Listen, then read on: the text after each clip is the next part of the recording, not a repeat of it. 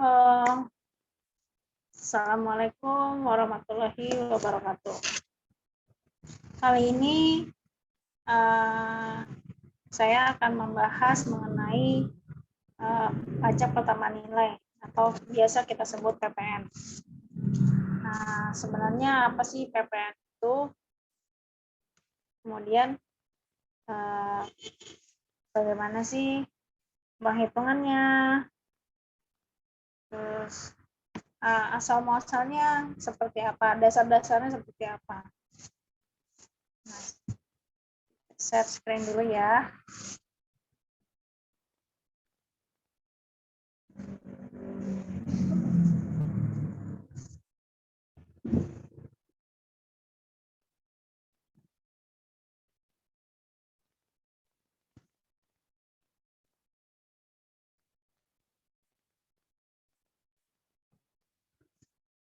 Oke, PPN.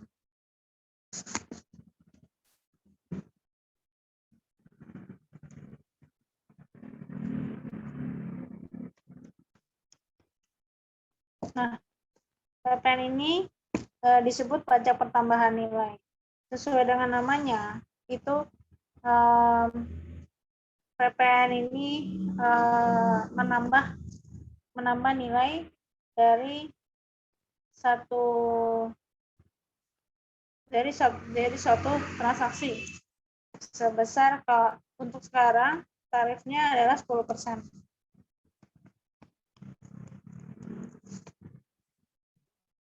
Nah, kemudian misalnya nih ada produsen di sini. Nah, produsen menjual kepada distributor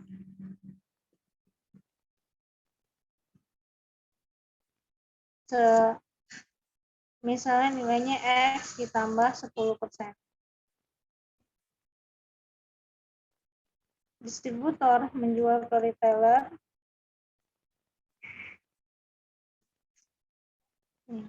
Y ditambah 10%. Kemudian retailer menjual kepada end customer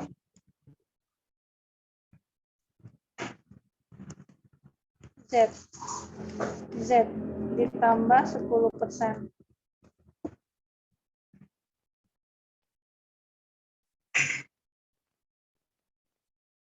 Ya. Nah, kemudian ini yang disebut ini tiap ini pajak 10% ini, 10% ini produsen itu wajib menerbitkan faktur pajak. Faktur pajak. Nilainya 10%. Nah, ini disebut faktur pajak. Ini yang disebut PPN, kemudian dibuatkan faktur pajaknya. Nah, ini yang disebut PPN keluaran. Oke. Sering disebut PPN keluaran. Ada lagi istilahnya namanya PPN masukan. PPN masukan ini kita tadi kan ini penjualan ya, penjualan produsen menjual ke distributor menjual ke retailer menjual ke end customer, berarti ada transaksi penjualan atau disebut juga di pajak istilahnya penyerahan barang dan barang atau jasa. Kemudian dikeluarkanlah faktur pajak dan adanya PPN keluaran. Nah, ketika sebutannya membeli, berarti kan kita balik ya ke atas. Nih, end customer membeli ke retailer. End customer membeli ke retailer sebesar W, retailer membeli ke distributor sebesar Z, distributor membeli ke produsen sebesar Y, maka si end customer, retailer, distributor tadi kan mendapatkan faktur pajak sama, faktur pajak yang sama, tetapi disebutnya adalah PPN masukan.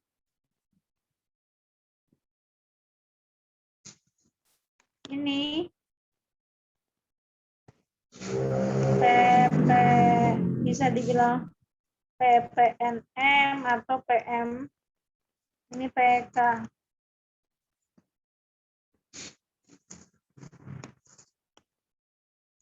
Ini disebut PK. Ini PM. Nah,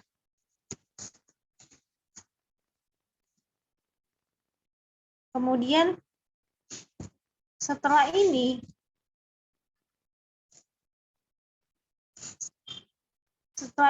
misalnya tadi ya, produsen ini kita sebut ini adalah A. Ini A, PTA, PTB, misalnya CPC, ini OPD. Misalnya OPD. Nah, kita buat PTB dan PTB dan CVC. Untuk teman-teman ketahui, penerbitan faktur pajak itu harus didahului dengan adanya surat keterangan yang disebut SPPKP. Surat keterangan yang disebut SPPKP. Surat keputusan bahwa si PT A, B, C, D ini adalah seorang PKP. Misalnya kita sebut PT tadi,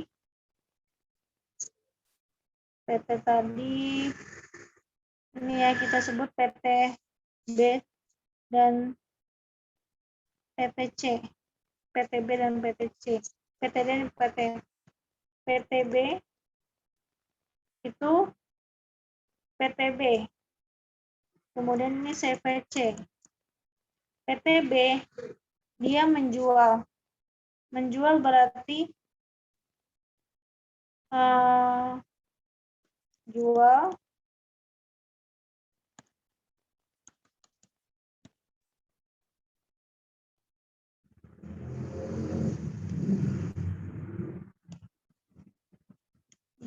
berarti misalnya 500.000. Berarti kan PPN-nya di sini kan 50.000. Ya kan? Nah, ini kita sebut DPP, dasar pengenaan pajak. Ini disebut PPN. Oke. Kemudian beli ke PTA, PTB beli ke PTA sebesar 450.000. Jadi PPN-nya adalah 45.000. Jual beli. Kemudian CVC menjual, kemudian membeli. CVC membelinya ke PTB kan tadi ya, sebesar 500.000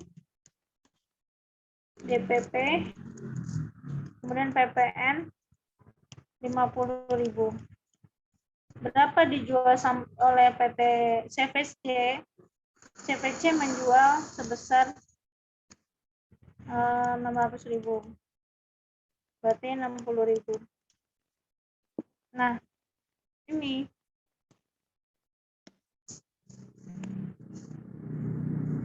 inilah yang disebut dengan PK, inilah disebut dengan PM. Ini PK, ini PM. Oke. Nah, ketika PK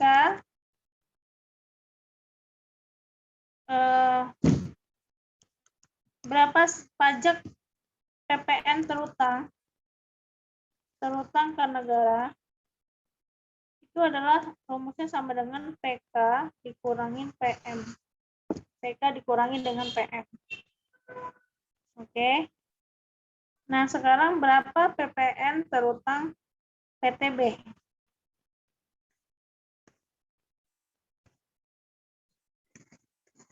PPN PTB sebesar 50 dikurang 45.000.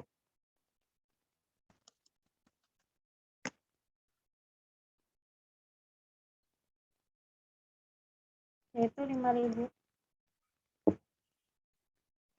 Kemudian ini KB ya, kurang bayar.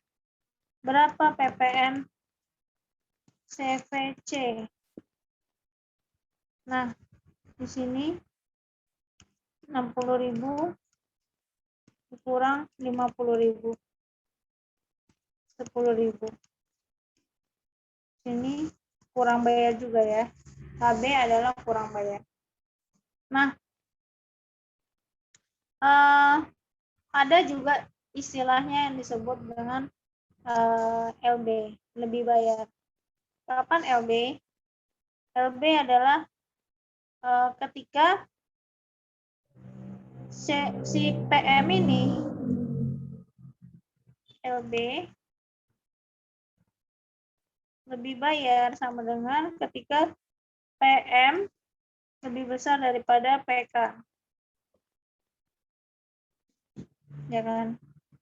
Misal di sini tadi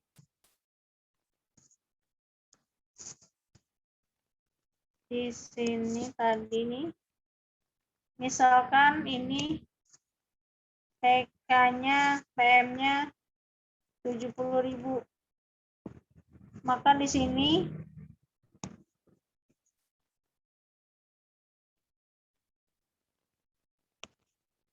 Rp70.000 sehingga terdapat LB sebesar 10.000. Sehingga si CVC ini tidak perlu membayar pajak PPN. Nah, kapan 10.000 ini? Bagaimana status 10.000 ini? 10.000 ini. Nah, 10.000 ini LB-nya itu bisa dikompensasikan ke masa pajak berikutnya.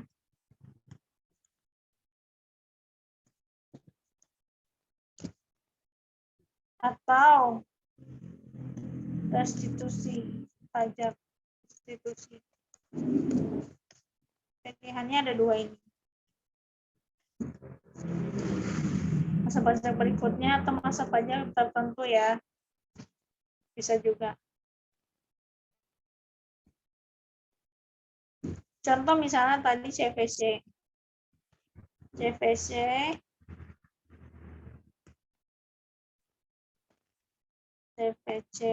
tadi ya. Kita sebut coba CVC. Dia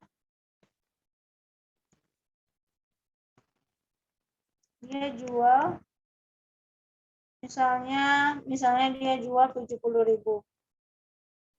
Dia beli misalnya dia beli 50.000.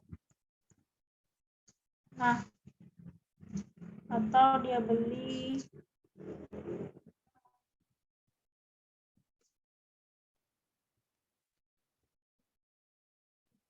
Oke, gini aja ya. Misalnya ya, dia beli 50.000. Nah, berarti ada 20.000 kan. Ini saya buat ini ini PK dan PM langsung ya. PK, ini PM. Ini jual, PPN jual, PPN atas penjualan, ini PPN atas pembelian, PPN atas pembelian. Nah, ini berarti kurang bayar sebesar 20.000. Nah, kompensasi masa berikutnya. Berarti misalkan ini tadi masanya masa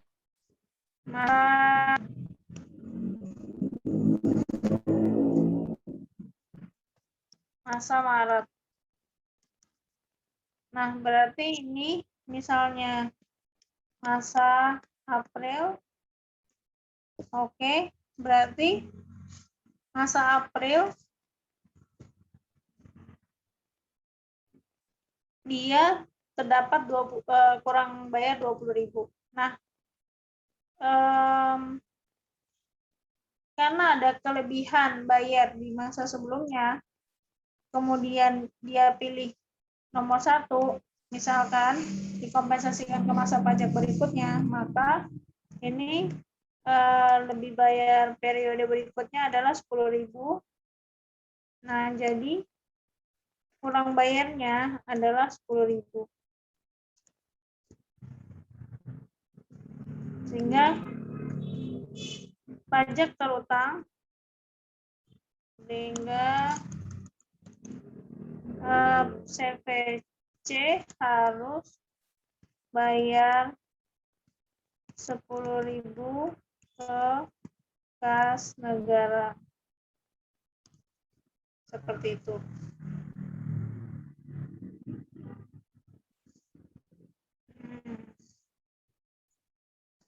Oke. Nah, ini yang kita sebut dengan rekonsiliasi. Jadi nanti dibuat di tabel,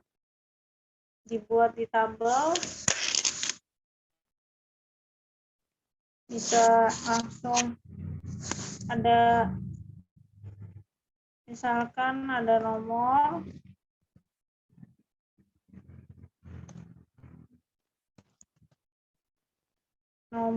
ini apa, keterangan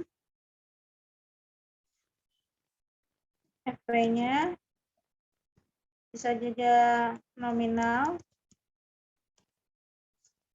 PPN-nya, ini PPN keluaran, kemudian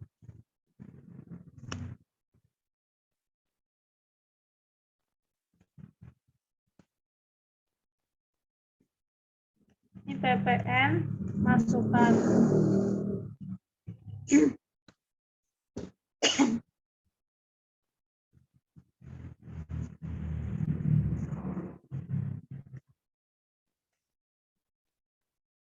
Nah, sama November keterangan EP nominal sama PPN.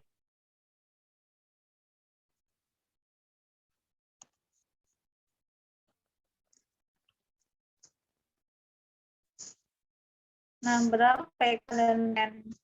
PPN berapa? Berapa PM-nya? Berapa lebih baik periode sebelumnya?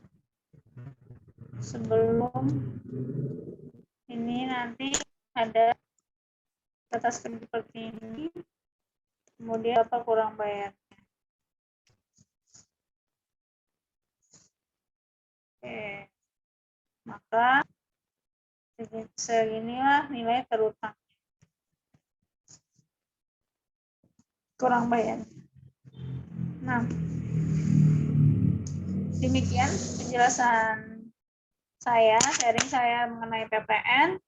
Ini tingkat dasar sekali. Untuk lebih jelasnya mengenai peraturannya bisa dibaca di peraturan atau nanti kita bisa sharing video selanjutnya.